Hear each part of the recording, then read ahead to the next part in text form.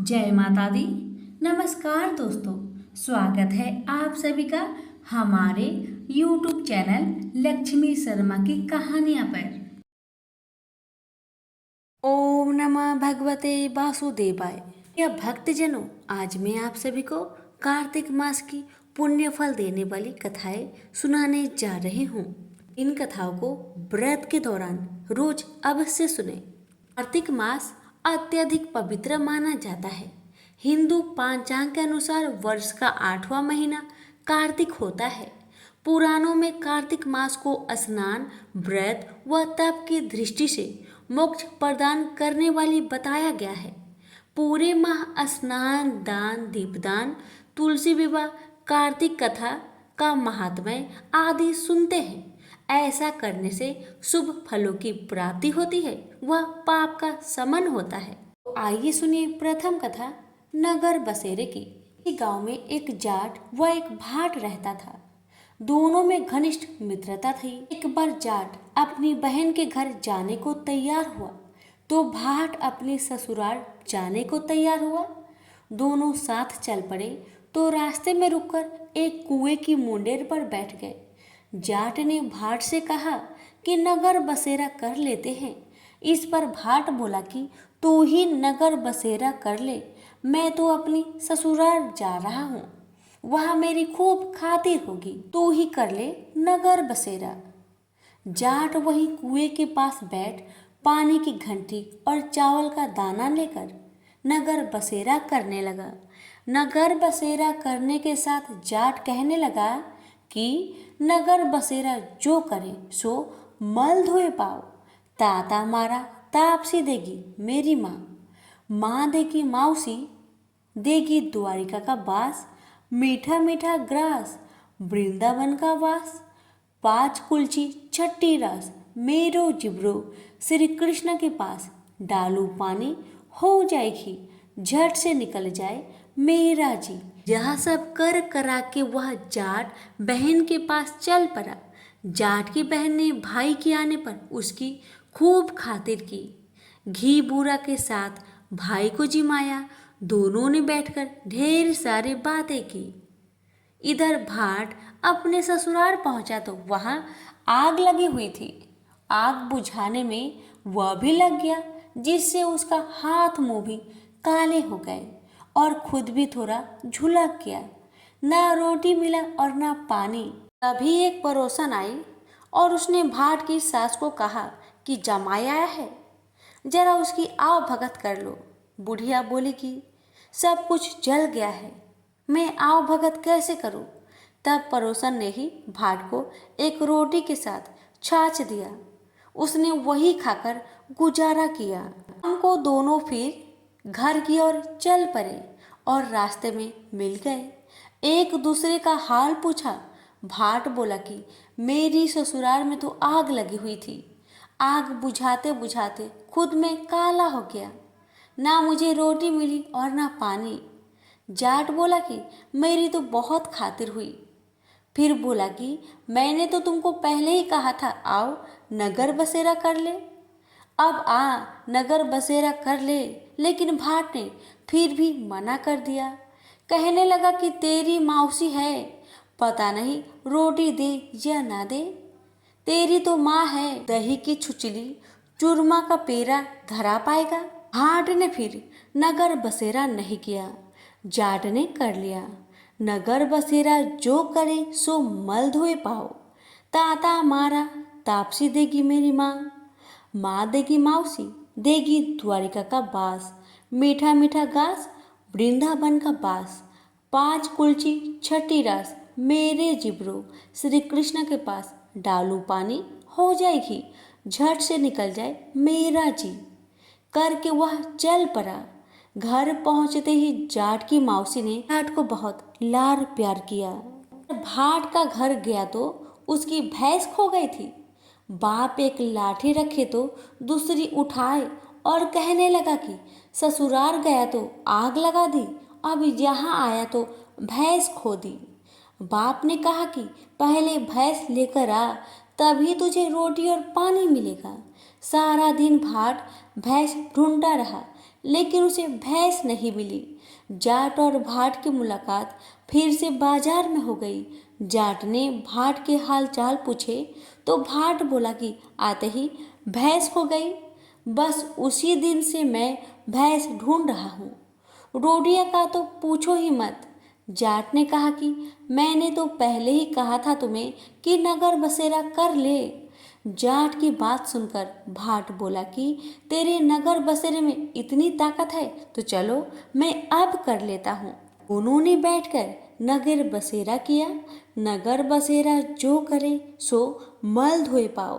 ताता मारा तापसी देगी मेरी माँ, माँ देगी मौसी देगी।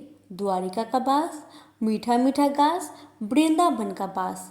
5 कुलची छठी रास, मेरो जिब्रो श्री कृष्ण के पास डालू पानी हो जाएगी, झट से निकल जाए मेरा जी। दोनों की नगर बसेरा करने पर भाट जैसे ही आगे बढ़ा तो उसकी खोई भैंस मिल गई, जिसे लेकर घर पहुंचा। घर पहुंचते ही माँ ने कहा कि लड़के को आते ही घर से निकाल दिया। सारे दिन से ये भूखा प्यासा भटक रहा है। यह कहकर उसकी माँ ने उसको खूब खिलाया पिलाया। इस घटना के बाद सारे नगर में ढिंढोरा पिटवा गया कि कार्तिक में सब कोई अपने पीहर या सासरे आते जाते नगर बसेरा करे। ऐसे भाट को नगर बसेरा करने का फल मिला, वैसे ही हर किसी को मिले। प्रेम से बोलिए कार्तिक की देवी देवता की जय। सुनिए पोपा बाई की कथा। किसी गांव में एक पोपा बाई रहती थी। वह बहुत ज़्यादा नियम व्रत करती थी। एक दिन उसने भाई व भाभी से कहा कि मैं शादी नहीं करूंगी, इसलिए मेरी झोपड़ी गांव के बाहर बना दो और गांव के सभी लोगों से कह दो कि वह अपनी गाय व बछड़ों को मेरे यहाँ ही घास फूस चरने को भेज दे। जो बचा खुचा खाना है वो मुझे खाने को दे दे। एक दिन नगर का राजा शिकार खेलने जंगल में आया और गांव के बाहर जंगल के पास बनी झोपड़ी देखकर रुक गया। झोपड़ी के पास जाकर उसने आवाज लगाई कि कौन है झोपड़ी के अंदर, लेकिन भीतर से कोई आवाज नहीं आया। राजा लगातार दरवाजा खटखटाता रहा। तब पोपाबाई उठी और कहने लगी, क्यों आवाज लगा रहे हो? राजा ने कहा कि मैं यहाँ का राजा हूँ और तुम्हारे साथ विवाह करूँगा। पोपाबाई ने कहा कि जहाँ से आए हो वही लौट जाओ, मैं किसी पराये आदमी का मुख नहीं देखती हूँ। राजा ने पोपाबाई की एक ना सुनी और उसे जबरदस्ती उठा कर ले गया। तब पोपाबाई ने राजा को श्राप दिया कि उसका सारा राजपाट नष्ट हो जाएगा। महल में आने पर राजा की रानियों ने सारी बात सुनकर राजा से अनुरोध किया कि इसे वहीं वापस छोड़ आओ। राजा जब पोपाबाई को वापस झोपड़ी में छोड़ने जाने लगा तो रास्ते में पाप की नदी आई, जिसमें वह डूब गया। पोपाबाई धर्मराज जी के यहाँ पहुंची और धर्मराज जी ने उन्हें स्वर्ग का राज दिया। एक बार एक सेठ व सेठानी मृत्युलोक से स्वर्गलोक आए तो उसके द्वार बंद देखकर वह धर्मराज जी से द्वार खोलने का आग्रह करते हैं। धर्मराज जी कहते हैं कि इस द्वार पर पोपाबाई का राज है। इस पर सेठ सेठानी कहते हैं कि हम पोपाबाई को नहीं जानते। धर्मराज जी ने उन दोनों की बात सुनकर कहते हैं, तुम दोनों 7 दिन तक मृत्युलोक में रहो। 8 खोपरा से राई भरकर 5 कपड़े के ऊपर रखकर कहानी सुनकर उद्यापन करना और कहना कि राज है पोपाबाई, लेखा लेगी राई राई। तो प्रेम से बोलिए पोपाबाई की जय हो। अब आप सुनेंगे 9 ग्रह की कथा। किसी गांव में 2 भाई बहन रहते थे। एक बार भाई अपनी बहन से मिलने जा रहा था। रास्ते में एक सांप बैठा जो भाई को डसने को तैयार था। भाई ने सांप से विनती की कि तू मुझे मत डस, क्योंकि मैं अपनी माँ का एक लौता बेटा हूँ और अपनी बहन का भी एक भाई हूँ। सांप नहीं माना। उसने कहा कि तेरी 9 ग्रह की दशा चल रही है, मैं तो तुझे डसूंगा ही। भाई बोला कि ठीक है, मुझे डसना ही है तो डस लेना, लेकिन मुझे अपनी बहन से मिलकर आने दे। सांप फिर बोला कि क्या पता तू इस रास्ते से आए कि ना आए, इसलिए मुझे तो अभी ही तुमको डसना है। भाई ने सांप से कहा ठीक है, तुझे मुझ पर विश्वास नहीं होता तो तू भी मेरे साथ मेरे थैले में बैठ जा।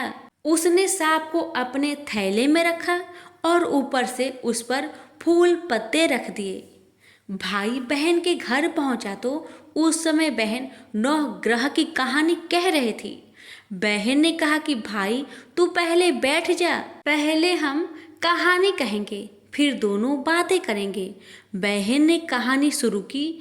जीव की, जानवर की, हाथी की, घोड़े की, भाई बहन की, घर की, धनी की, लड़की के जमाई की, देवरानी की, जेठानी की, सास की, ससुर की, संग की, सहेलियों की, सबके।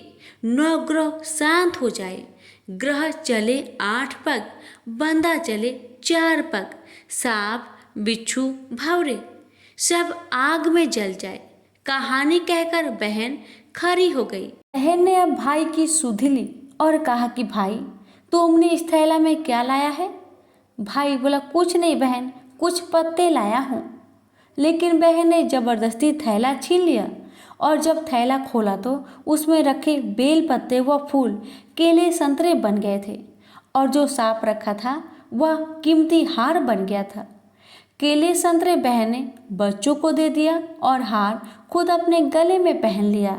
हार पहनकर जब बहन भाई के पास आई तो भाई बोला कि बहन तुम्हारे गले में इतना महंगा हार कहाँ से आया? बहन कहने लगी मेरे प्यारे भैया, तुमने ही तो मेरे लिए ये हार अपने थैले में रखकर लाया था, उसी में से मैंने हार को ले लिया है।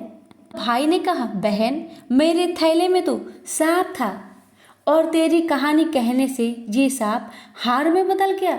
भाई बोला कि ये तेरे भाग्य का है, इसे तू ही रख।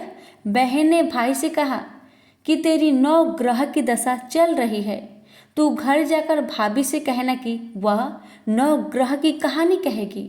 भाई घर पहुंचा और अपनी पत्नी से उसने कहा कि मेरी 9 ग्रह की दशा चल रही है, इसलिए हम 9 ग्रह की कहानी कहेंगे। भाई पत्नी से बोला कि तू कहे मैं सुनूंगा, मैं कहूँ तो तू सुनना। चावल चीनी के दाने ला, लोटा भर पानी ला। उसकी पत्नी एक लोटे में चावल व चीनी के दाने डालकर ले आई। कहानी कही जीव की, जानवर की, हाथी की, घोड़े की, कुत्ते की, बिल्ली की, देवरानी की, जेठानी की, सास की, ससुर की, घर के धनी की, बहन की, भाई की, सबके 9 ग्रह शांत हो जाए। ग्रह चले 8 पग, बंदा चले 4 पग, सांप, बिच्छू, भंवरे सब आग में जल जाए। आज बार, रविवार, सोमवार, मंगलवार, बुधवार, बृहस्पतिवार, शुक्रवार, शनिवार, 7 बार को नमस्कार। धरती माता को नमस्कार, 9 ग्रहों को नमस्कार। जैसे 9 ग्रह की दशा बहन की, भाई की उतरी, ऐसे सबकी उतरना। प्रेम से बोले 9 ग्रहों के देवी देवताओं की जय। आई दामोदर की कथा। एक समय की बात है, एक छोटी सी लड़की थी जो कार्तिक नहाया करती थी। कार्तिक का महीना पूरा हुआ तो सब कहने लगे कि गंगा जी जाए या यमुना जी आए या हरिद्वार होकर आए। एक स्त्री बोली कि मैं तो राई दामोदर भगवान को जिमाऊंगी। सब पूछने लगे कि वे कैसे होते हैं। स्त्री बोली कि मोर मुकुट, गले में वैजयंती माला और हाथ में पीताम्बर ऐसे होते हैं राई दामोदर भगवान। वह लड़की अपने घर आई, भगवान की रसोई बनाई, मंदिर में आई, बोली आओ मेरे भगवान आओ जीमो। मंदिर में भगवान नहीं मिले, मंदिर से शहर में गई, शहर से जंगल गई, जंगलों से पहाड़ों पर चढ़ गई। भगवान को पुकारते पुकारते सुबह से शाम हो गई। भगवान लड़की को पहाड़ पर चढ़ते देख बोले कि यह तो ऊपर से गिरकर मर जाएगी और मेरे सिर इसका हत्या लगेगा। इसे दर्शन देने ही होंगे। भगवान ब्राह्मण का रूप धर कर आए और बोले, बेटा चल, मैं तेरा भगवान हूँ, तू मुझे जिमा दे। लड़की बोली कि नहीं, तुम मेरे भगवान नहीं हो। ब्राह्मण बोला कि तेरे भगवान कैसे हैं? लड़की बोली कि मेरे भगवान तो मोर मुकुट वाले हैं, गले में बैजंती माला पहने हुए और हाथ में पीताम्बर लिए हुए हैं। ब्राह्मण बोला, अच्छा ऐसे हैं तेरे भगवान? हाँ। लड़की ने कहा, मेरे भगवान ऐसे हैं। भगवान ने लड़की के सामने अपना चतुर्भुज रूप दिखाया। अब लड़की बहुत खुश हो गई और बोली कि हाँ, तुम ही मेरे भगवान हो। अब आगे आगे वह छोटी लड़की भाग रही थी और पीछे भगवान आ रहे थे। भागते भागते संग की सहेलियों से बोली कि मेरे घर मेरे भगवान आए हैं। उनमें से किसी एक ने कहा कि देखो, इसके भगवान कैसे हैं। जिनके भाग्य में भगवान के दर्शन लिखे थे, उन्हें तो हो गए। हे राय दामोदर भगवान, जैसे आपने लड़की को दर्शन दिए वैसे ही सभी को देना। प्रेम से बोलिए, राय दामोदर की जय। अब सुनिए तारा भोजन की कथा। किसी नगर में साहूकार था और उसकी एक बहू तारा भोजन करती थी। एक दिन उसने अपनी सास को कहानी सुनने को कहा तो सास ने मना कर दिया और कहा कि मुझे अभी अपनी पूजा करनी है। उसने फिर अपनी जेठानी से कहा कि आप मेरी कहानी सुन लो। उसने भी मना करते हुए कहा कि मुझे तो अभी खाना बनाना है। उसने फिर अपनी देवरानी से कहानी सुनने को कहा तो उसने भी बहाना बना दिया कि बच्चों को देखना है। फिर अपनी ननद को कहानी सुनने के लिए कहा तो उसने भी मना कर दिया कि मेरे ससुराल से मेरा बुलावा आ गया है और मुझे जाने की तैयारी करनी है। वह राजा के पास भी गई कि मेरी कहानी आप सुन लो, तो राजा ने कहा कि मुझे व्यापार देखना है, कहानी का समय नहीं है मेरे पास। उसकी यह मनोदशा देखकर भगवान उसके लिए स्वर्ग से विमान भेजते हैं। स्वर्ग से विमान आया देख उसकी सास भी भागकर जाने के लिए आती है, लेकिन बहू मना कर देती है कि आपको तो पूजा करनी है। फिर जेठानी आती है, तब वह कहती है कि आप कैसे चलोगी मेरे साथ, आपको तो खाना बनाना है। अब आई देवरानी, उसको भी भाभी ने मना कर दिया क्योंकि उसे तो बच्चों का ख्याल रखना था। ननद अब आती है तो वह कहती है कि तुम्हें तो ससुराल जाने की तैयारी करनी है, सो तुम वही काम करो। अब राजा आते हैं कि मैं चलता हूँ, लेकिन बहू कहती है कि तुम्हें तो कारोबार संभालना है, तो तुम कैसे जाओगे, तुम अपना कारोबार संभालो। आखिर में पड़ोसन आती है और कहती है कि बहन मैं तुम्हारे साथ चलूं। तब बहू कहती है हाँ, तुम मेरे साथ चलो क्योंकि तुम ही एक हो जिसने मेरे पूरे कार्तिक महीने की कथा को सुनी हो। दोनों विमान में बैठकर स्वर्ग जाने लगते हैं। तभी रास्ते में बहू को अभिमान हो जाता है कि मैंने कार्तिक के पूरे माह व्रत किया और कहानी कही, इसलिए मुझे स्वर्ग का वास मिल रहा है। लेकिन मेरी पड़ोसन ने तो कहानी केवल सुनी है, व्रत नहीं किया, फिर भी मेरी वजह से इसे स्वर्ग का वास मिल रहा है। वो यह विचार मन में सोचते जा रही थी कि अचानक भगवान ने वहीं से उसे विमान से नीचे फेंक दिया। उसने पूछा कि भगवान मेरा अपराध तो बताइए, किस लिए आपने मुझे विमान से नीचे फेंका है। भगवान बोले कि तुझे अभिमान हो गया है, इसलिए तू यही धरती पर रह। अब तू आने वाले 3 साल तक तारा भोजन व्रत करेगी, तभी तुझे स्वर्ग की प्राप्ति होगी। से बोलिए कार्तिक के ठाकुर की जय हो। अब आप सुनेंगे तारा भोजन की अन्य कथा। राजा था और उसकी बेटी तारा भोजन करती थी। उसने अपने पिता से कहा कि पिताजी मुझे 1,00,000 तारे बनवा दो, मैं दान करूंगी। राजा ने सुनार को बुलाया और कहा कि मेरी बेटी तारा भोजन करती है, तुम 9,00,000 तारे बना दो। राजा की बातें सुन सुनार सूखने लगा कि इतनी जल्दी 9,00,000 तारे मैं कैसे बनाऊंगा। यही बात उसे परेशान कर रही थी। और परेशान होने के कारण वह अपने खाने पीने में भी ठीक से ध्यान नहीं दे पा रहा था और इसी कारण से बेचारा वह सूखते जा रहा था। एक दिन उसकी पत्नी ने पूछा कि तुम उदास क्यों रहते हो, सूखते क्यों जा रहे हो। तब उसने कहा कि राजा ने 9 लाख तारे बनाने को कहा है, मैं कैसे बनाऊं, ये तो तारे बनाने भी नहीं आते हैं। राजा की बात है, अगर मैं नहीं बनाऊं तो मुझे कोल्हू में पिलवा देंगे।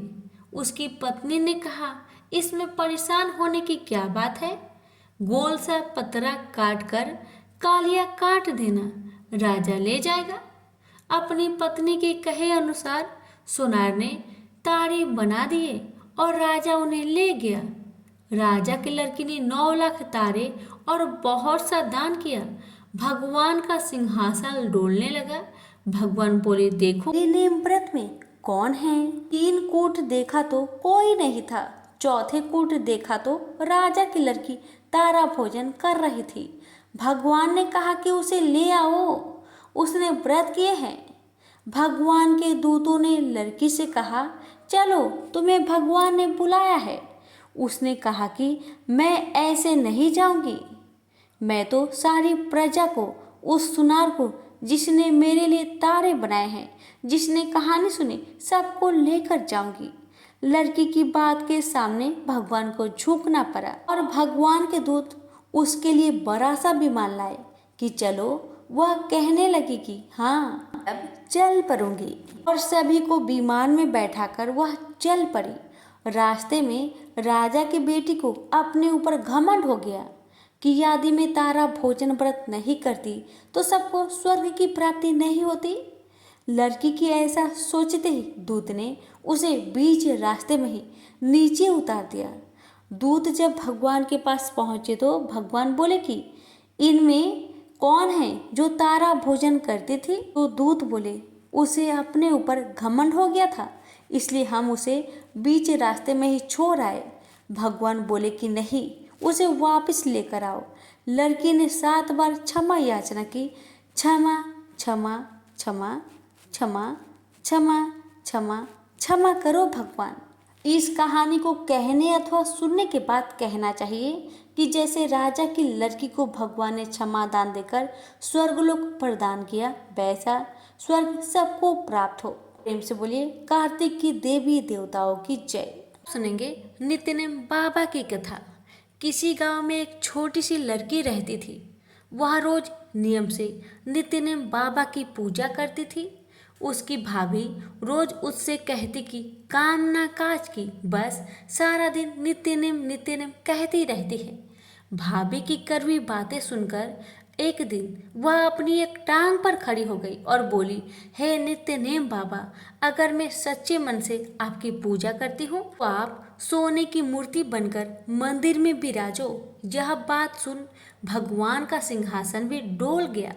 भगवान सोचने लगे कि एक छोटी सी लड़की तप कर रही है तो नित्यनेम बाबा सोने की मूर्ति बनकर मंदिर में विराजमान हो गए।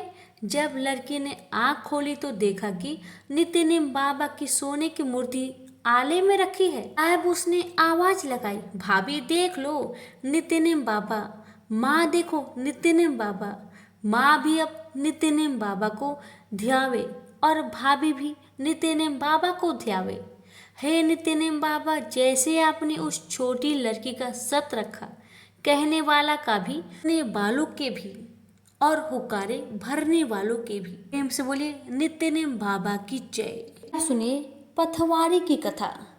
एक गुजरी थी, उसने अपनी बहू से कहा कि तू दूध दही बेच कर आ।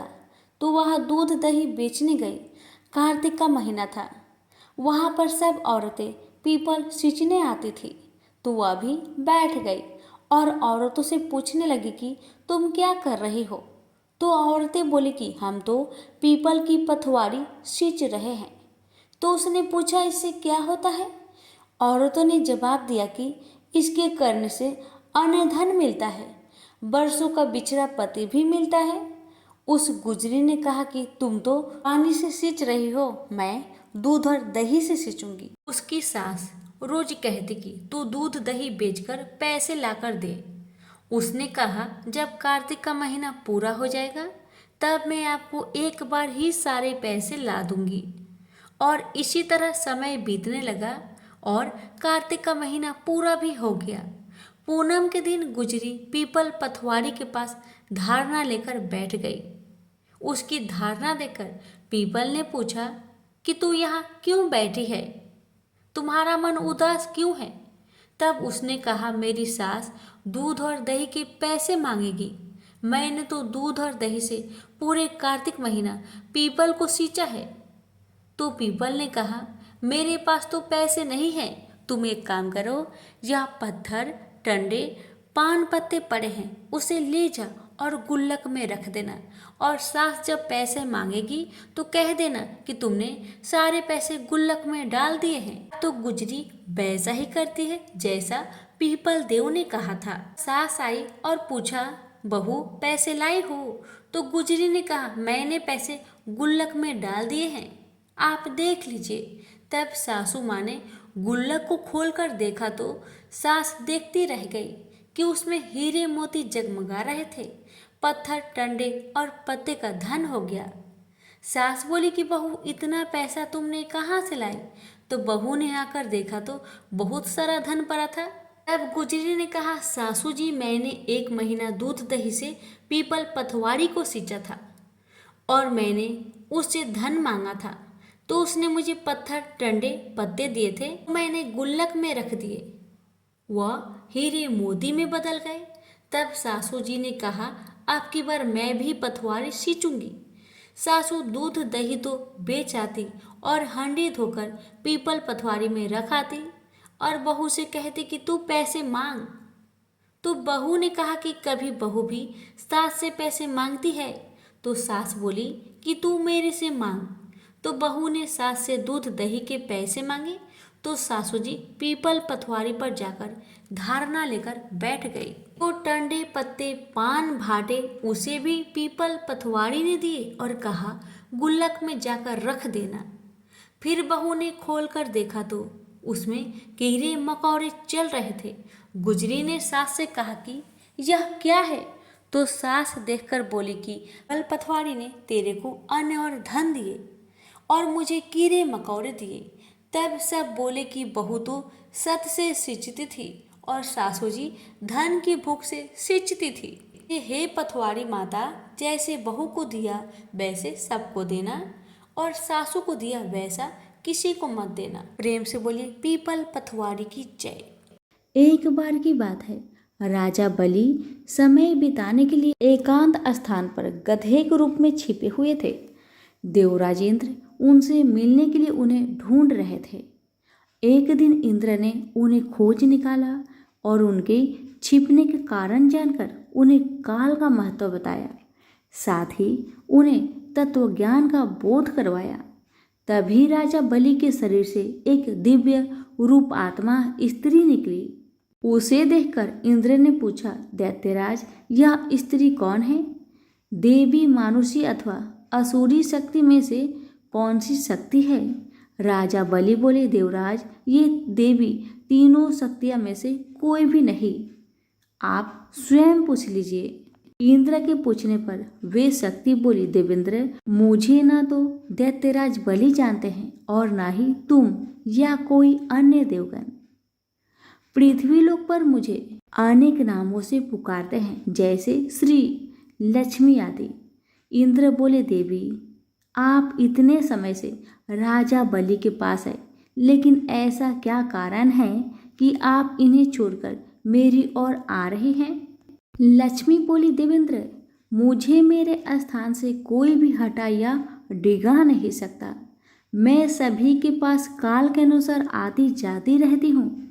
जैसा काल का प्रभाव होता है मैं उतने ही समय तक उसके पास रहती हूँ, अर्थात मैं समय अनुसार एक को छोड़कर दूसरे के पास निवास करती हूँ। इंद्र बोले, देवी आप असुरों के यहाँ निवास क्यों नहीं करती? लक्ष्मी बोली, देवेंद्र मेरा निवास वही होता है जहाँ सत्य हो, धर्म के अनुसार कार्य होते हों, व्रत और दान देने के कार्य होते हों। लेकिन असुर भ्रष्ट हो रहे हैं, ये पहले इंद्रियों को भस्म कर सकते हैं, सत्यवादी थे, ब्राह्मणों की रक्षा करते थे, पर अब इनके ये गुण नष्ट होते जा रहे हैं। ये तब उपवास नहीं करते, यज्ञ हवन दान आदि से इनका कोई संबंध शेष नहीं है। पहले ये रोगी स्त्रियों वृद्धों दुर्बलों की रक्षा करते थे, गुरुजन का आदर करते थे, लोगों को क्षमादान देते थे, लेकिन अब अहंकार मोह लोभ क्रोध असत्य अविवेक काम आदि ने इनके शरीर में जगह बना ली है।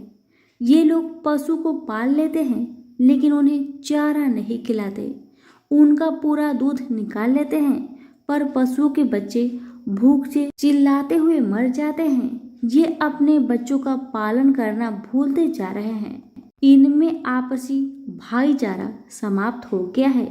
लूट खसोट हत्या व्यभिचार कलह स्त्रियां की पतिव्रता नष्ट करना ही इनका धर्म हो गया है। सूर्योदय के बाद सोने के कारण स्नान ध्यान से विमुख होते जा रहे हैं, इसलिए मेरा मन इनसे उचट गया। देवताओं का मन अब धर्म में आसक्त हो रहा है, इसलिए अब मैं इन्हें छोड़कर देवताओं के पास निवास करूंगी। मेरे साथ श्रद्धा आशा क्षमा जया शांति संतति धृति और विजिति ये 8 देवियां भी निवास करेगी। देवेंद्र, अब आपको ज्ञात हो गया होगा कि मैंने इन्हें क्यों छोड़ा है, साथ ही आपको इनके अवगुणों का भी ज्ञान हो गया होगा। तब इंद्र ने लक्ष्मी को प्रणाम किया और आदर सहित उन्हें स्वर्ग ले गए। वो प्रेम से बोली, लक्ष्मी माता की जय हो। तुलसी माता की कथा। भगवान विष्णु ने जब श्री कृष्ण का रूप अवतार लिया, तब रुक्मणी और सत्यभामा उनकी पटरानी हुई। सत्यभामा पूर्व जन्म में एक ब्राह्मण की पुत्री थी। युवा अवस्था में ही एक दिन इनके पति और पिता को एक राक्षस ने मार दिया। कुछ दिनों तक ब्राह्मण की पुत्री रोती रही। इसके बाद उसने स्वयं को विष्णु भगवान की भक्ति में समर्पित कर दिया। वह सभी एकादशी का व्रत रखती थी और कार्तिक मास में नियम पूर्वक सूर्य उदय से पूर्व स्नान करके भगवान विष्णु और तुलसी जी का पूजन करती थी। बुढ़ापा आने पर एक दिन जब ब्राह्मण की पुत्री कार्तिक स्नान के लिए गंगा में डुबकी लगाई, तब बुखार से कांपने लगी और गंगा तट पर उसकी मृत्यु हो गई। उसी समय विष्णु लोक से एक विमान आया और ब्राह्मण की पुत्री का दिव्य शरीर विमान में बैठकर विष्णु लोक को पहुंच गया। जब भगवान विष्णु ने कृष्ण अवतार लिया, तब ब्राह्मण की पुत्री ने सत्यभामा के रूप में जन्म लिया। कार्तिक मास में दीपदान करने के कारण सत्यभामा को सुख और संपत्ति प्राप्त हुई। नियमित तुलसी में जल अर्पित करने के कारण सुंदर वाटिका का सुख मिला।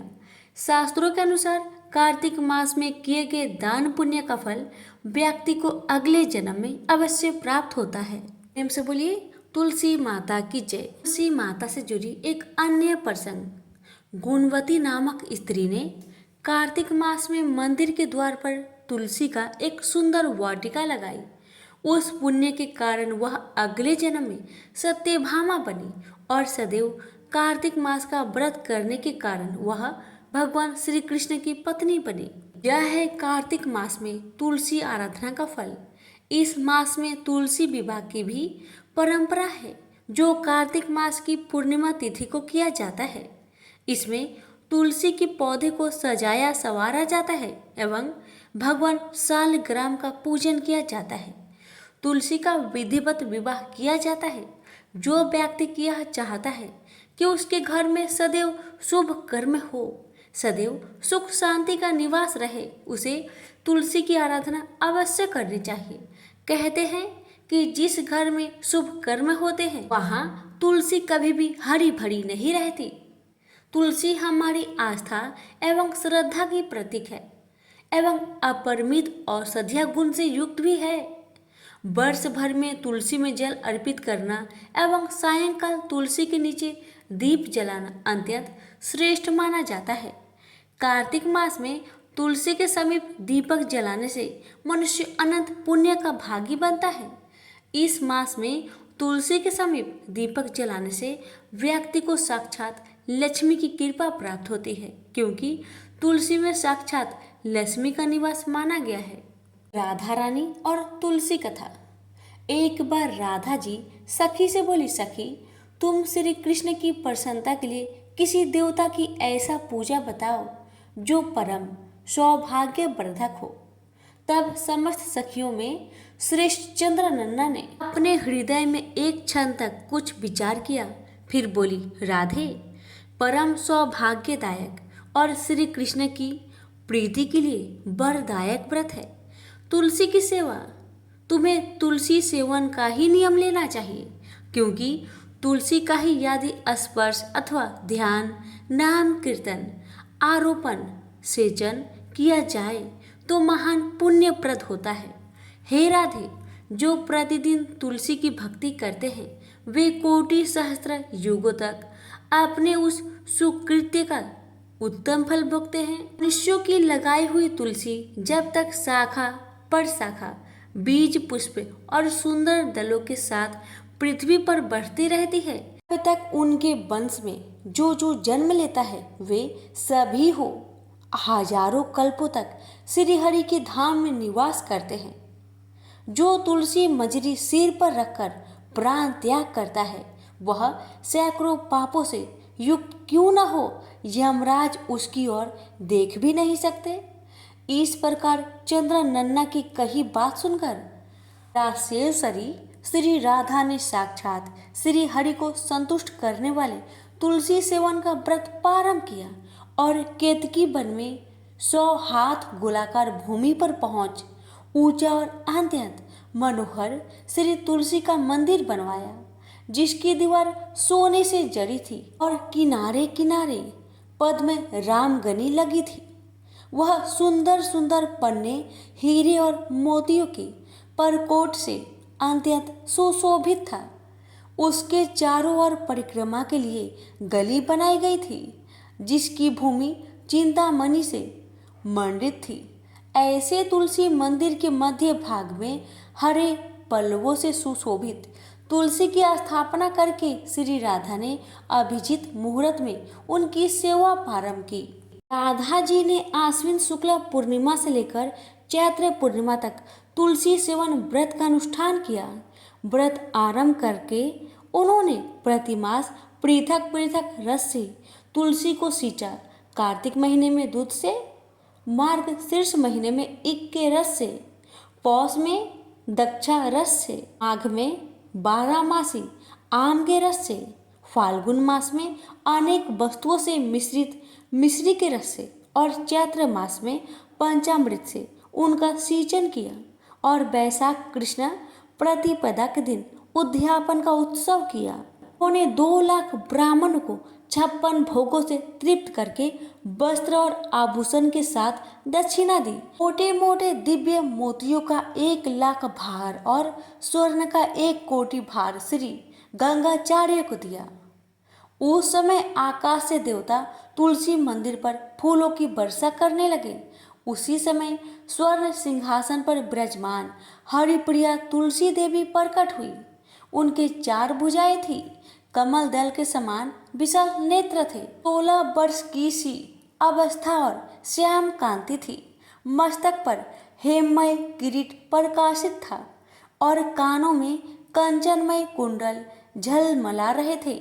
गरुड़ से उतरकर तुलसी देवी ने रंग वल्ली जैसी श्री राधा को अपनी भुजाओं से अंक में भर लिया और उनके मुख चंद्र का चुंबन किया। तुलसी बोली, कलावती राधे, मैं तुम्हारी भक्ति से प्रसन्न हूँ। यहाँ इंद्रिय, मन, बुद्धि और चित्त द्वारा जो मनोरथ तुमने किया है वह सब तुम्हारे सम्मुख सफल हो। इस प्रकार हरिप्रिया तुलसी को प्रणाम करके वृषभानु नंदिनी राधा ने उनसे कहा, देवी, गोविंद के युगल चरणों में मेरी आहुति की भक्ति बनी रहे। तब तथास्तु कहकर हरिप्रिया अंतर्ध्यान हो गई। इस प्रकार पृथ्वी पर जो मनुष्य श्री राधिका के इस विचित्र आख्यान को सुनता है वह भगवान को पाकर कृत्य कृत्य हो जाता है। प्रेम से बोलिए तुलसी माता की जय। एक गांव में दो सेठानियां थी। एक के घर में बहुत धन था पर वह दिल से कंजूस थी, और दूसरे के पास धन थोड़ा था मगर वह दिल से बहुत दयावान थी, बहुत दानी थी। छोटी सेठानी रोज सवेरे उठती, गंगा स्नान करती, तुलसी माता को सींचती, वर पीपल को सींचती और फिर भगवान के मंदिर में जाकर धर्मराज भगवान, सूरज भगवान की कहानी सुनती। एक दिन भगवान के भोग लगाकर अतिथि को जिमाती है, गाय कुत्ता के लिए ग्रास निकालती है।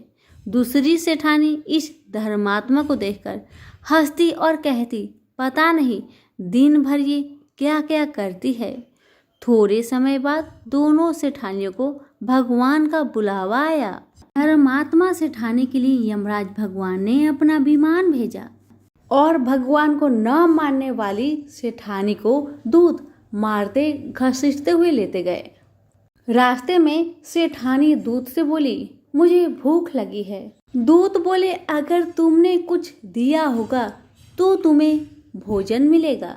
सेठानी तो कभी भी किसी को कुछ दिया ही नहीं था, इसीलिए उसे भोजन नहीं दिया गया। अब कुछ दूर आगे बढ़ने पर उसे प्यास लगी। वह फिर से दूत से कहने लगी, मुझे बहुत प्यास लगा है, थोड़ा पानी मिलेगा। दूत बोले, हाँ जरूर, अगर तुमने कभी किसी को पानी पिलाया होगा तभी तुम्हें पानी नसीब होगा। सेठानी ने कभी भी किसी को पानी नहीं पिलाया था, इसलिए उसे दूत पानी नहीं दिए। कुछ दूर आगे बढ़ने पर सेठानी को रास्ते में कांटे चुभने लगे, गर्मी पड़ने लगी, पर दूत तो उसे घसीटते ही ले जा रहे थे। अब सेठानी बहुत पछताने लगी कि मेरे पास सब कुछ था मगर मैंने कभी दान धर्म नहीं किया। इतने में यमराज भगवान का दरबार आया। तब सेठानी ने देखा कि धर्मात्मा सेठानी भगवान के पास सिंहासन पर बैठी थी। उधर दूसरी सेठानी को तपते हुए कुंड में डाल दिया गया। अब तो सेठानी यमराज भगवान से बोली, हे भगवान, मुझ पर दया करके आप मुझे 1.25 पहर का जीवन दान दीजिए, मैं वापस आकर दंड भोग लूंगी। यमराज भगवान तो बहुत दयालु है, उन्होंने सेठानी पर दया दिखाकर उसे 1 दिन का जीवन दान दे दिया। सेठानी के शरीर में प्राण संचार आते ही पंडितों को बुलाकर सेठानी ने धर्मराज जी की कथा सुनी, सब तरह से दान धर्म किया। इतने में समय पूरा हो गया। अब की बार धर्मराज भगवान ने सेठानी के लिए विमान भेजा। 1.25 पहर के दान धर्म से सेठानी को स्वर्ग मिला। धर्मराज भगवान ने जैसी कृपा सेठानी पर करी वैसी सब पर करना। कहानी कहने वाले, सुनने वाले और हुक्कारे भरने वालों पर सभी पर अपनी कृपा सदा बनाए रखना। तो प्रेम से बोलिए धर्मराज भगवान की जय। एक ब्राह्मण था, वह सूरज भगवान का बहुत बड़ा भक्त था। नहाता धोआता, कहानी कहता था पर कुछ कमाता नहीं था। ब्राह्मण घर में रहता तो ब्राह्मण की पत्नी हमेशा ब्राह्मण को एक ही बात कहती कि कहीं बाहर जाओ, कुछ कमा कर लाओ। ब्राह्मण की बातें सुन ब्राह्मण बहुत परेशान हो जाता था और घर से बाहर कहीं ब्राह्मण जाता तो आस पड़ोस के लोग उसे निकम्मा कहकर अपमानित किया करते थे। सभी लोगों से परेशान होकर ब्राह्मण सूर्य भगवान का पूजन सामग्री लेकर जंगल में चला गया और वह जंगल में एक बहुत बड़ा सूखा पीपल का पेड़ था। उसी पेड़ के नीचे बैठकर सूरज भगवान का पूजन किया करता था और कथा कहता था। उसी पीपल के पेड़ के आसपास एक सूखा सा तालाब था, उसमें थोड़ा सा ही पानी था। उसी पानी से लोटा भरकर वह ब्राह्मण सूर्य नारायण को जल चढ़ाया करता था। पूजा का जल बहकर सूखे पीपल के वृक्ष से होकर सूखे तालाब में जाया करता था। जल के जाते ही सूखे पीपल हरा भरा हो गया और सूखी तालाब साफ पानी से भर गया। तालाब का पानी इतना साफ हो गया कि उसी जल में सूर्य नारायण दिखाई देने लगे और कहने लगे, ब्राह्मण वर मांग, तू क्या मांगना चाहता है? ब्राह्मण ने सुना तो घबरा गया, सोचने लगा कि पीपल में कोई भूत प्रेत तो नहीं रहता। जब भी ब्राह्मण सुबह सूर्य नारायण का पूजा करता तभी आवाज आता।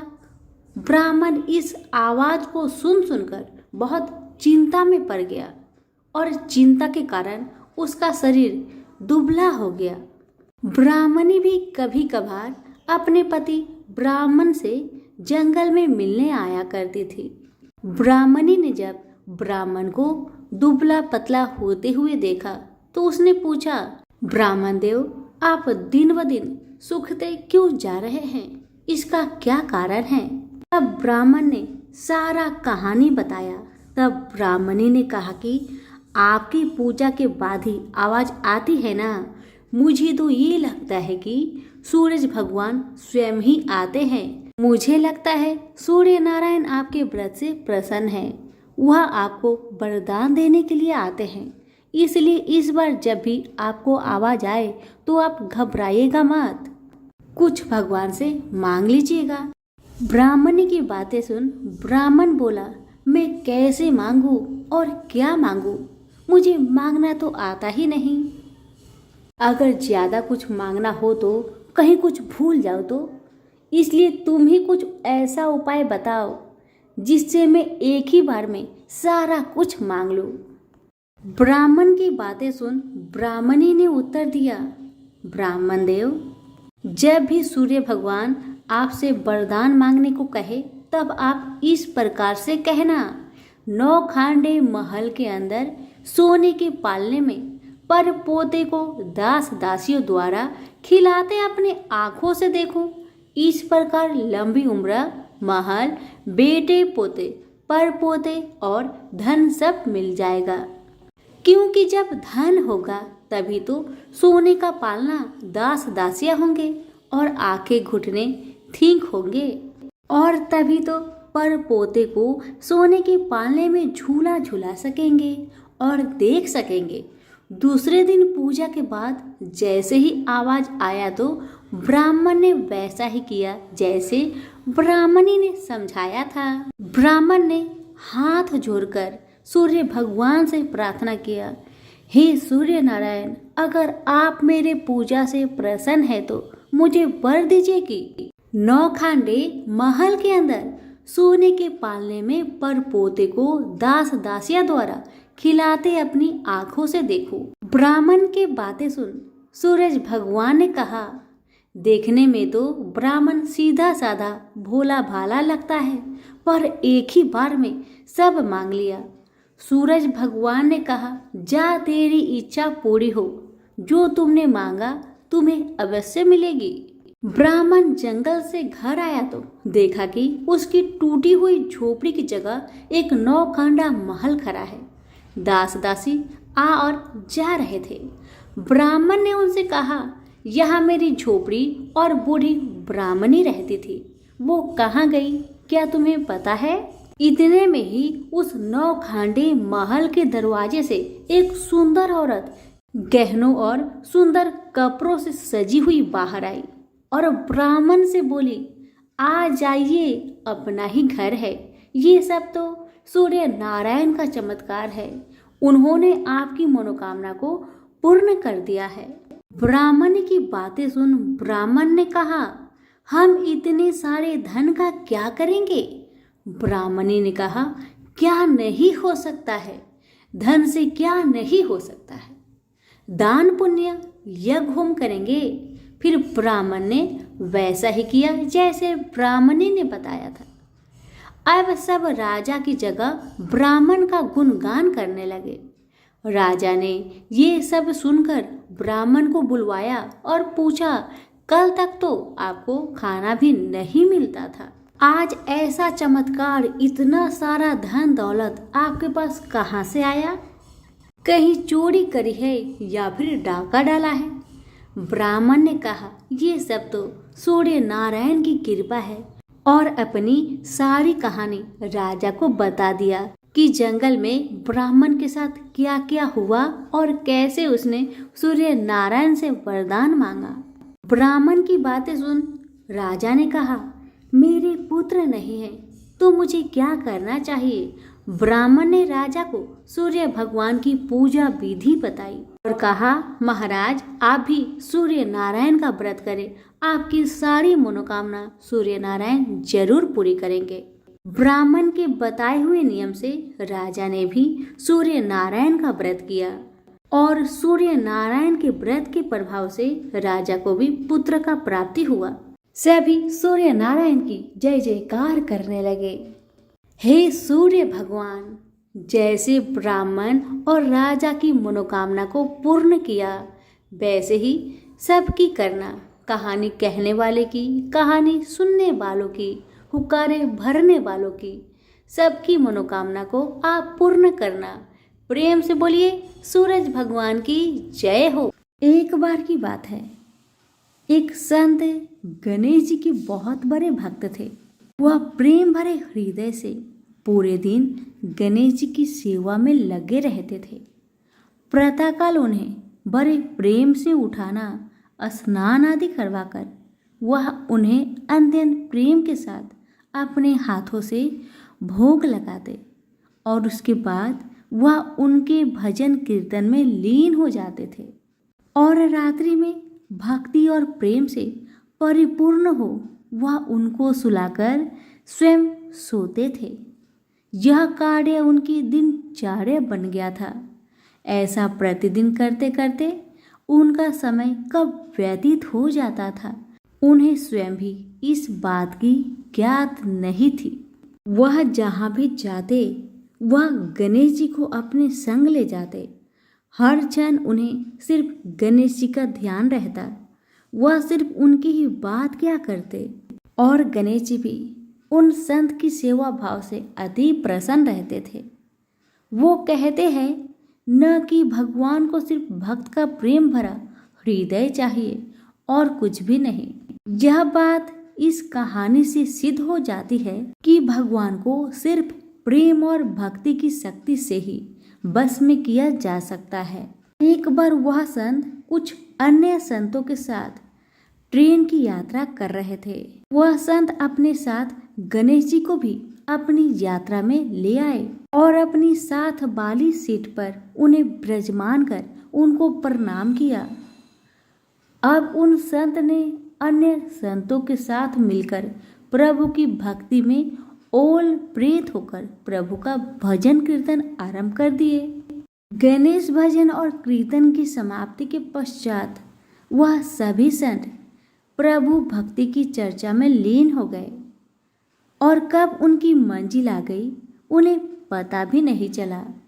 सभी संत एक साथ ट्रेन से नीचे उतरकर स्टेशन से बाहर आ गए और आश्रम पहुंच गए। आश्रम में पहुंचकर जब उन संत का भोजन का समय हुआ तो उन संत ने सोचा कि गणेश जी के भोग का समय भी हो चुका होगा। बिना गणेश जी को भोग लगाए मैं भोजन कैसे ग्रहण कर सकता हूँ? और गणेश जी को भोग लगाने के लिए भोग की तैयारी करने लगे। किंतु यह क्या, जब वह संत भोग लगाने के लिए गणेश जी को अपने बक्से में से निकालने लगे तो गणेश जी तो वहां पर विराजमान थे ही नहीं। यह दृश्य देखकर संत को बहुत आघात लगा। वह अपने चारों तरफ गणेश जी को ढूंढने लगे किंतु गणेश जी नहीं मिले। वह संत निराश हो गए। अब उन्होंने अपनी व्यवस्था अन्य संतों से ही कही तो सभी संत मिलकर पूरे आश्रम में गणेश जी को ढूंढने लगे किंतु गणेश जी कहीं नहीं मिले। अब वह संत और ज्यादा निराश होने लगे। वह सोचने लगे कि बिना गणेश जी की मैं क्या करूँगा। यह बात सोचते सोचते उनके नेत्रों से अश्रु की धारा बहने लगी। यह देख अन्य संत उन सज्जन संत को समझाने लगे कि कोई बात नहीं, यदि आपके गणेश जी नहीं मिल रहे हैं तो हम आपको दूसरा गणेश जी लाकर दे देंगे, किंतु आप अपना मन हल्का मत करिए किंतु वह संत नहीं माने। वह लगातार रोए जा रहे थे और यही कह रहे थे कि मुझे तो अपनी वही गणेश जी चाहिए जिनसे मैं रोज प्यार दुलार करता था। उनके अलावा अन्य कोई नहीं चाहिए। उन्होंने अन्न और जल भी ग्रहण नहीं किया। ऐसा करते करते 4-5 घंटे बीत गए। इधर गणेश जी कहीं नहीं मिल रहे थे और उधर संत जी की तबीयत रो रो कर खराब होती जा रही थी। फिर अचानक एकाएक उन्हें याद आया कि आखिरी बार उन्होंने गणेश जी को ट्रेन में बैठाया था और प्रभु भक्ति की चर्चा में लीन हो वो कब बगैर गणेश जी को लिए आश्रम पहुंच गए उन्हें पता ही नहीं चला। यह बात सुनते ही समस्त संतों ने उस सज्जन संत से कहा कि अब तो 4-5 घंटे बीत गए, वह ट्रेन बहुत दूर चली गई होगी। यह बात सुनकर सज्जन संत ने अन्य सभी संतों से कहा कि मुझसे गलती हो गई कि मैं बगैर अपने गणेश जी को लिए ट्रेन से उतरकर आश्रम पहुंच आया, किंतु मेरे गणेश जी मुझे छोड़कर कहीं नहीं जाएंगे। मुझे पूर्ण विश्वास है कि गणेश जी मेरी वहीं पर प्रतीक्षा कर रहे होंगे। एक भक्त का अपने प्रभु के प्रति ऐसा आत्मविश्वास देखकर वहां उपस्थित सभी संत उन सज्जन संत को साथ लेकर स्टेशन की ओर चल दिए। स्टेशन पहुंचकर संतों ने स्टेशन मास्टर को अपनी सारी कहानी सुनाई। यह बात सुनकर स्टेशन मास्टर ने संतों से कहा कि एक ट्रेन पिछले 4-5 घंटे से स्टेशन पर ही खड़ी है। हम सभी बहुत परेशान हैं कि बिना किसी तकनीकी समस्या के वह ट्रेन आगे क्यों नहीं बढ़ रही है। स्टेशन मास्टर की इन बातों को सुनकर संतों को समझने में तनिक भी देर ना लगी कि यह सब तो उस लीलाधर की है। ये तो गणेश महाराज की ही लीला है। और वह मुस्कुराते हुए अपने ठाकुर को लेने चल दिए। ट्रेन की बोगी में पहुंचकर जब उन संत ने ठाकुर जी को देखा तो ऐसा लगा मानो जैसे वह एक बच्चे की भांति बैठकर अपने पिता का इंतजार कर रहा हो कि कब उसके पिता आएंगे और उसे ले जाएंगे। तब उन संतों ने गणेश जी को प्रणाम कर और क्षमा याचना करते हुए गणेश जी को ट्रेन से नीचे उतार ले गए। अंत में यह दृश्य देखकर सभी हैरान रह गए।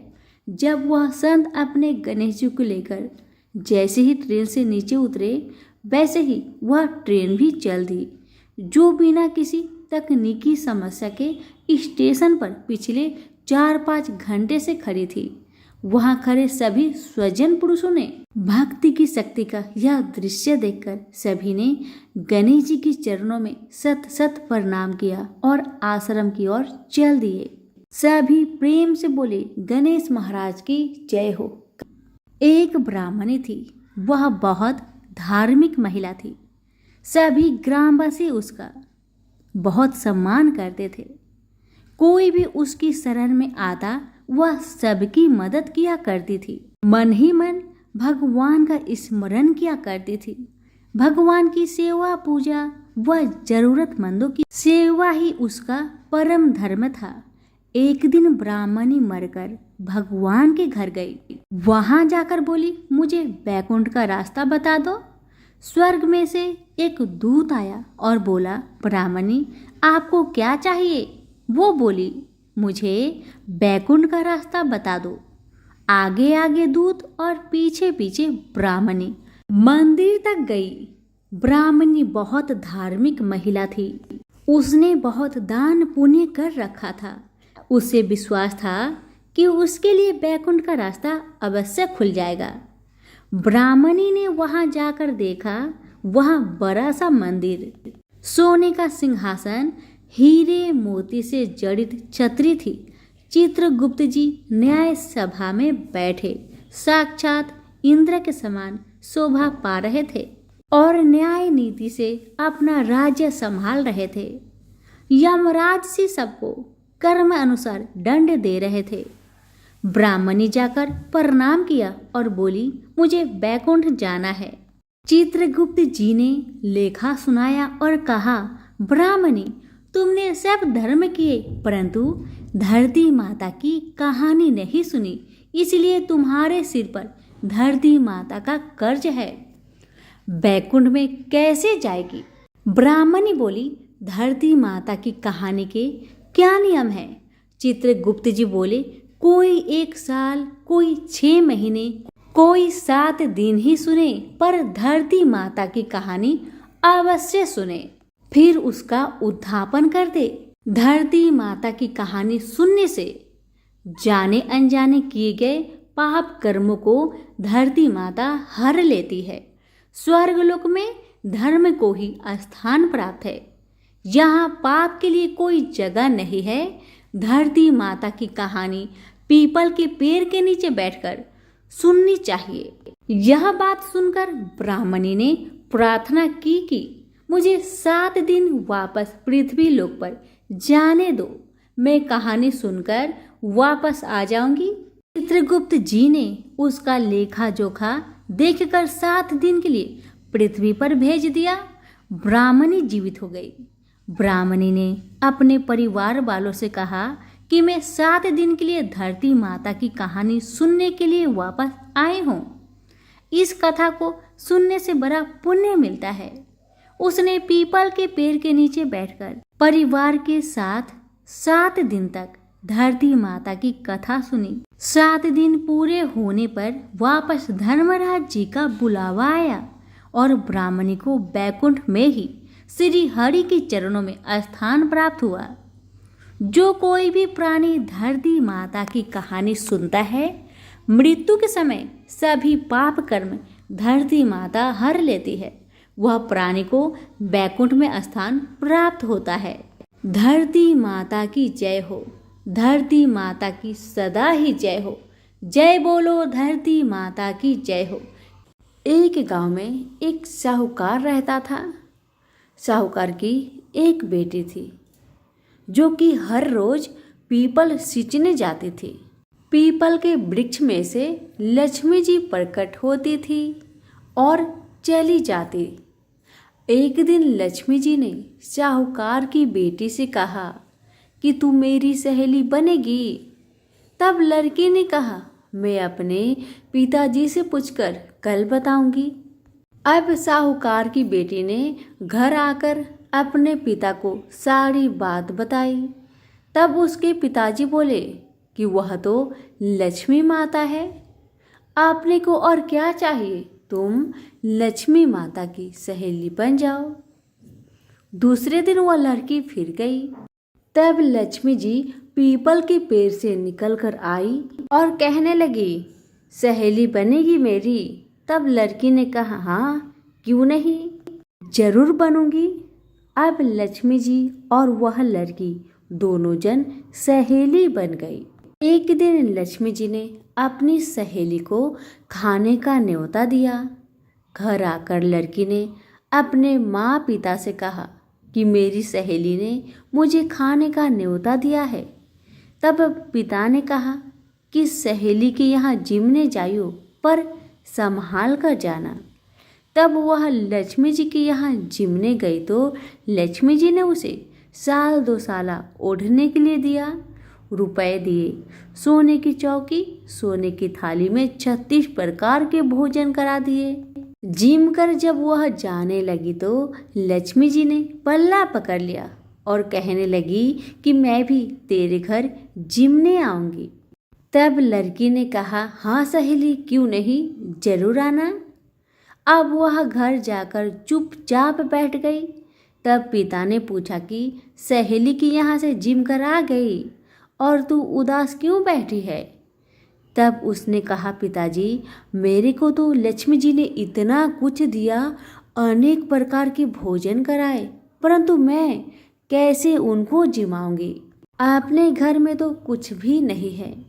तब उसके पिता ने कहा, गोबर मिट्टी से चौका लगाकर घर की सफाई कर लेना, 4 मुख वाला दिया जलाकर लक्ष्मी जी का नाम लेकर रसोई में बैठ जाना। लड़की सफाई करके लड्डू लेकर बैठ गई। उसी समय एक रानी नहा रही थी। उसका नौलखा हार चील उठाकर ले गई और उसके घर वह नौलखा हार डाल गई और उसका लड्डू ले गई। बाद में वह हार को तोड़कर बाजार में गई और सामान लाने लगी तो सुनार ने पूछा कि क्या चाहिए। तब उसने कहा कि सोने की चौकी, सोने के थाल, साल दुसाला दे दे, मोहर और सामग्री दे, 36 प्रकार का भोजन हो जाए इतना सामान दे। सारी चीजें लेकर बहुत तैयारी करी और रसोई बनाई। तब गणेश जी से कहा कि लक्ष्मी जी को बुलाओ। आगे आगे गणेश महाराज, पीछे पीछे लक्ष्मी जी आई। उसने फिर चौकी डाल दी और कहा, सहेली चौकी पर बैठ जा। तब लक्ष्मी जी ने कहा, सहेली चौकी पर तो राजा रानी के भी मैं नहीं बैठी, किसी के भी यहाँ नहीं बैठी। तो उसने कहा, पर मेरे यहाँ तो तुम्हें बैठना ही पड़ेगा। फिर लक्ष्मी जी चौकी पर बैठ गई। तब उसने बहुत खातिर की, जैसे लक्ष्मी माता ने करी थी वैसे ही उसने भी करी। लक्ष्मी जी उस पर बहुत प्रसन्न हुई और घर में खूब रुपए एवं लक्ष्मी हो गई। साहूकार की बेटी ने कहा, मैं अभी आ रही हूँ, तुम यहीं पर बैठी रहना। और वह चली गई। लक्ष्मी जी गई नहीं और चौकी पर बैठी रही। उसको बहुत दौलत दी। हे लक्ष्मी माता, जैसे आपने साहूकार की बेटी को दिया वैसे सबको देना। कहानी सुनते, हुक्कारा भरते अपने सारे परिवार को देना, पीहर में देना, ससुराल में देना, बेटे पोते को देना। हे लक्ष्मी माता, सबका कष्ट दूर करना, दरिद्रता दूर करना, सबकी मनोकामना को पूर्ण करना। तो प्रेम से बोलिए लक्ष्मी माता की जय हो। कि प्राचीन समय की बात है, एक राजा था जिसका नाम नाभि था और उसका विशाल साम्राज्य धन धान्य से परिपूर्ण था। राजा निरापद और सुखी थे। उनका कोई संतान ना होने के कारण मानसिक दुख था।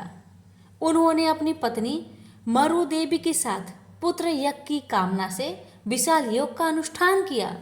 विद्वान ऋषित्वज ब्राह्मण उस यज्ञ में आए। राजा नाभि तथा मरु देवी यज्ञ काल में चतुर्भुज भगवान विष्णु के शंख चक्र गदा पद्मधारी रूप का स्मरण करते रहे। विधि विधान से यज्ञ पूरा होने पर भगवान विष्णु प्रकट हुए।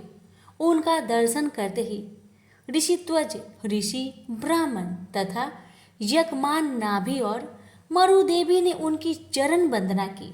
भगवान विष्णु ने कहा, नाभि, सद्भाव से किए गए तुम्हारे यज्ञ से मैं बहुत संतुष्ट हूँ। मांगो, तुम्हारी जो इच्छा हो तुम मांग लो। राजा नाभि ने कहा, प्रभु आप अंतर्यामी हैं। स्वर्ग अपवर्ग में ऐसी कोई वस्तु नहीं जो आप ना दे सके, पर हमारी एक छोटी सी कामना है।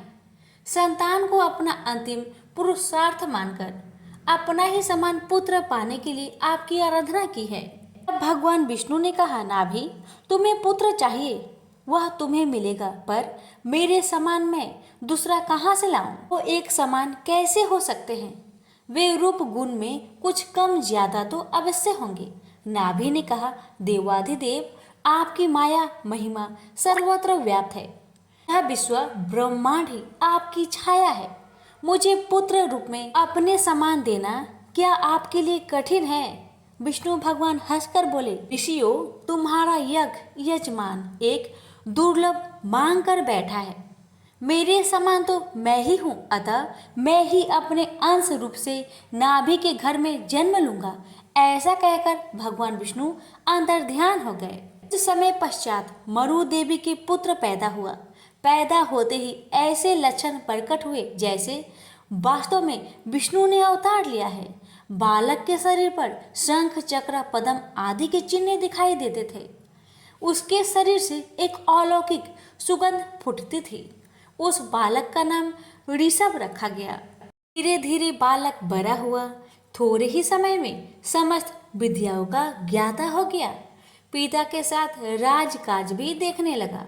महाराज नाभि ने देखा कि ऋषभ को उनके मंत्रीगण, सेनापति, राज्य की समस्त प्रजा बहुत प्यार करते हैं। उनकी योग्यता से राजकाज और अच्छे ढंग से चलने लगा तो उन्होंने ऋषभ का राज्याभिषेक कर पत्नी सहित स्वयं वानप्रस्थी हो गए। वह राजा ऋषभ देव के बढ़ते प्रभाव तथा यश से इंद्र में देश भाव उत्पन्न हुआ।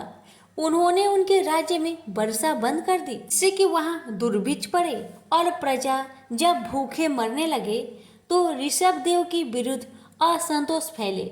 इंद्र को शायद ऋषभ देव की अलौकिक शक्ति का पता नहीं था।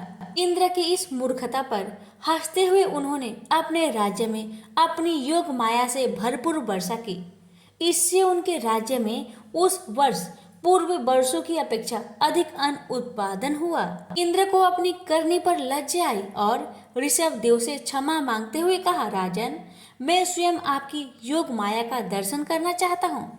मैं चाहता हूँ कि मेरी पुत्री जयंती को आप अपनी भार्या बनाए। ऋषभ देव और जयंती का विवाह हो गया। जयंती से उन्हें 100 पुत्र प्राप्त हुए। भरत उनके सबसे बड़े और सबसे गुणवान बेटे थे।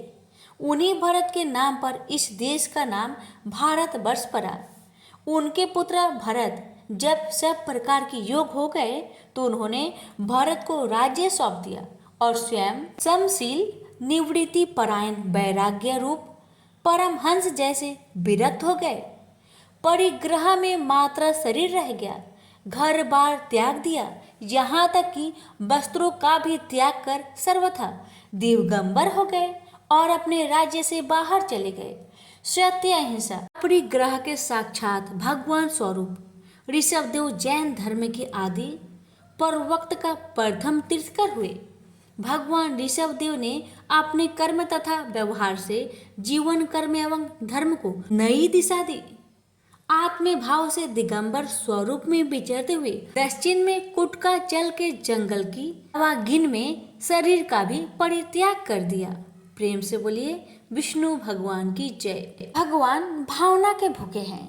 दक्षिण भारत में स्थित कांचीपुरी में चोल वंशीय राजाओं का राज्य था। तत्कालीन चोल राजा भगवान विष्णु का बड़ा भक्त था। वह अनंत शयनम मंदिर में भगवान विष्णु की राजकीय अलंकरणों से किया करता था। मूर्ति की श्रृंगारिक पूजा कर उसके मन में यह अहंकार भी पैदा होता था कि ऐसे दिव्य अलंकारों से भगवान की श्रृंगारिक पूजा अन्य कोई नहीं करता होगा। एक दिन वह पूजा करके उठा ही था कि इतने में उसके नगर का एक दीनहीन ब्राह्मण विष्णुदास हाथ में तुलसी तथा जल भरा कलश लेकर आया। पहले तो उसने भगवान को दंडवत प्रणाम किया, फिर कलश का जल भगवान के चरणों में उझेर कर तुलसी दल चढ़ा दिया। साथ में वह ओम नमः भगवते वासुदेवाय का मंत्र जपता जाता था। राजा खरा यह सब देख रहा था। ब्राह्मण के जल डालने से राजा द्वारा अर्पित पूजा सामग्री तथा श्रृंगार बह गया और ब्राह्मण के चरणों में रह गया केवल तुलसी दल। राजा को बड़ा क्रोध आया। कहने लगा, अरे दरिद्र ब्राह्मण, मैंने भगवान का कैसा श्रृंगार किया था। भगवान की यह मूर्ति कैसी राजकीय शोभा पा रही थी। तूने जल चढ़ाकर सब धो दिया और रख दिया तुलसी के ये जंगली पत्ते। ब्राह्मण राजा की क्रोध भरी बात सुनकर विनती करते हुए बोला, राजन, मैं दरिद्र ब्राह्मण हूँ। आप जैसी श्रृंगारिक पूजा का साधन मेरे पास कहाँ है। मैं तो जो कुछ पाता हूँ उसी को भक्ति भाव से भगवान के चरणों में चढ़ाकर प्रभु कृपा से सुखी हो जाता हूँ। अलंकरण, दिव्य पुष्प, फल आदि से गर्वित होकर पूजा करे या भक्ति भावना से प्रभु के आगे केवल विनीत होकर हाथ जोड़ दे, इससे भगवान को क्या लेना। भगवान को तो भक्ति और भावना चाहिए। महाराज, मुझे क्षमा करे। राजा ने कहा, तुझे अपनी भक्ति पर गर्व है। तूने कोई देव मंदिर बनवाया है, कभी यज्ञ दान तप किया है, भगवान को संतुष्ट करने वाला कोई भी काम तूने किया है। ब्राह्मण ने कहा, राजन, मैं तो अपनी दीनहीन पूजा से इतना संतुष्ट हो जाता हूँ कि लगता है जैसे भगवान संतुष्ट हो गए हैं। यह देव मंदिर आपका बनाया हुआ है, मेरी पूजा से आपकी श्रृंगारिक पूजा खराब होती है तो मैं कल से अपने घर पर ही भगवान का मिट्टी का कोई विग्रह रखकर पूजा कर लिया करूंगा। यह कहकर ब्राह्मण चलने लगा तो राजा ने कहा, अच्छा तो भक्त ब्राह्मण मेरी भी बात सुन ले। भगवान विष्णु किस पर प्रसन्न होकर पहले किसको दर्शन देते हैं इसे सब लोग देखेंगे। ब्राह्मण ने इस चुनौती को जैसे सुना ही नहीं। चलते चलते ब्राह्मण धीरे से बोला, भगवान का तो मुझे मेरी हर सांस में आभास होता रहता है। मैं तो अपने मन का उनका नित्य दर्शन करता रहता हूँ, दूसरों से मुझे क्या लेना।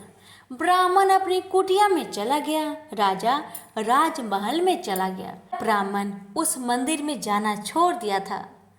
उसने अपने घर में ही भगवान विष्णु का एक छोटा सा विग्रह ले आया और उसी का भक्ति भाव से भजन पूजन और कुछ भी रूखा सूखा होता था भगवान को भोग लगाने के बाद खुद भोजन करता था।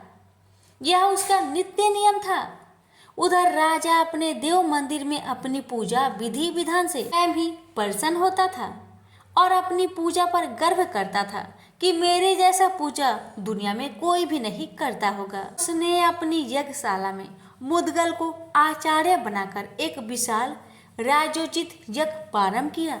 राजा को एक बड़ा यज्ञ कराने का गर्व हो रहा था। ब्राह्मणगण वेद पाठ करते, राजा को यह अभिमान होता कि वह यज्ञ करा रहा है। एक दिन ब्राह्मण पूजा पाठ करने के बाद भगवान को भोग लगाने को जैसे ही उठा कि सारा का सारा खाना एक मडियल सा भिखारी खाकर भाग गया। ब्राह्मण हत्यभ्रत आप क्या करें, भगवान को क्या भोग लगाए। दोबारा रसोई बनाई तो देर होगी और संध्या का समय समाप्त हो जाएगा।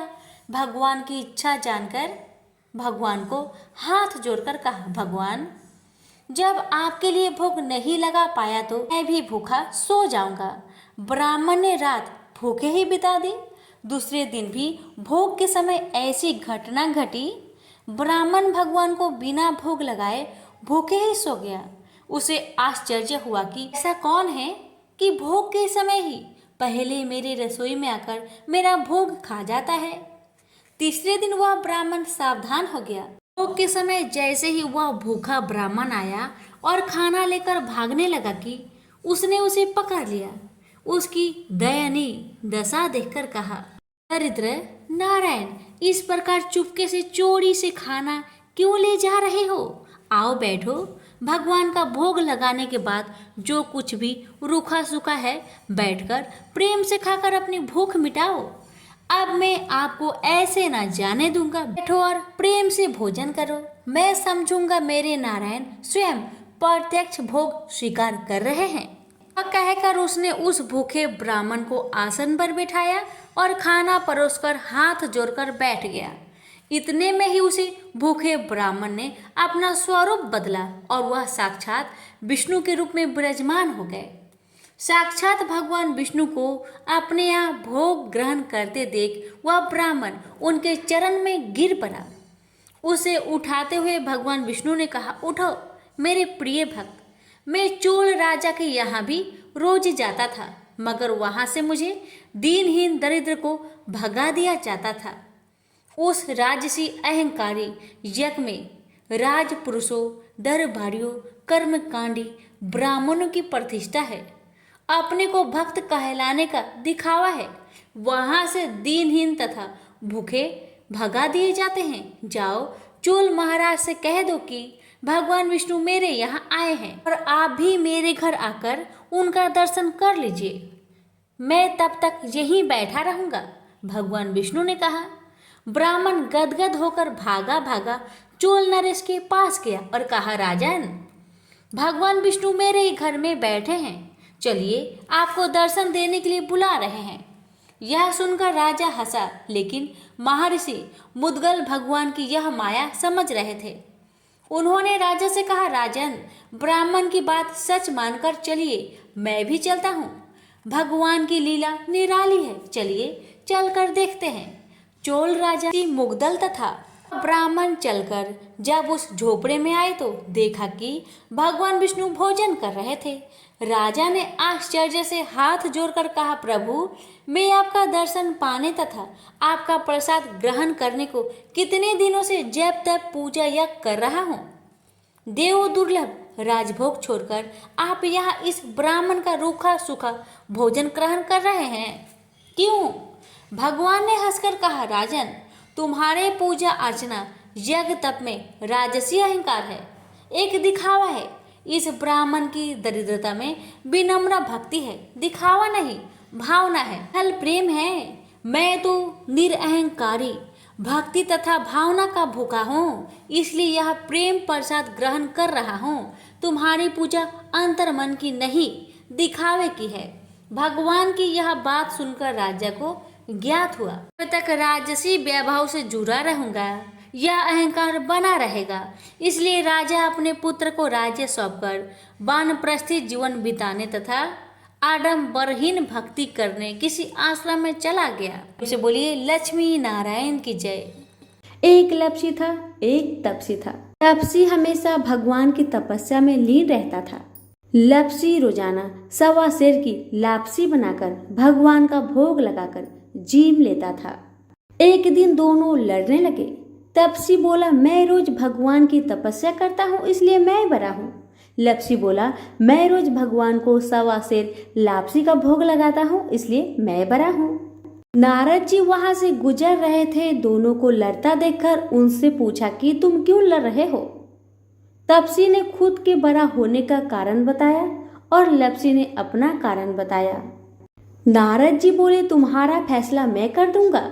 दूसरे दिन लपसी और तपसी नहाकर अपनी रोज की भक्ति करने आए तो नारद जी ने छुपकर 1.25 करोड़ की एक एक अंगूठी दोनों के आगे रख दिए।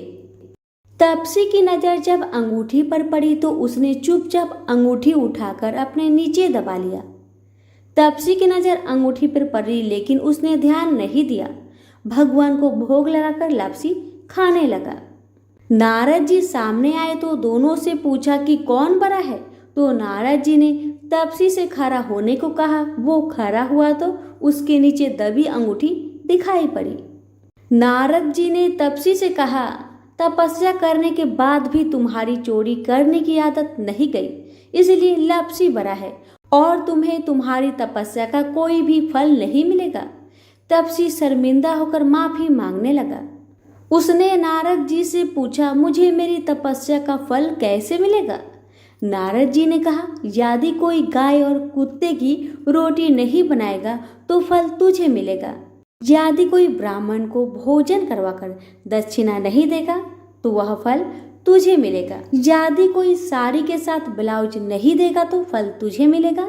यदि कोई दिए से दिया जलाएगा तो फल तुझे मिलेगा। यदि कोई सारी कहानी सुने लेकिन तुम्हारी कहानी नहीं सुने तो फल तुझे मिलेगा। उसी दिन से हर व्रत कथा कहानी के साथ लपसी तपसी की कहानी भी सुनी और कही जाती है। प्रेम से बोलिए लक्ष्मी नारायण की जय।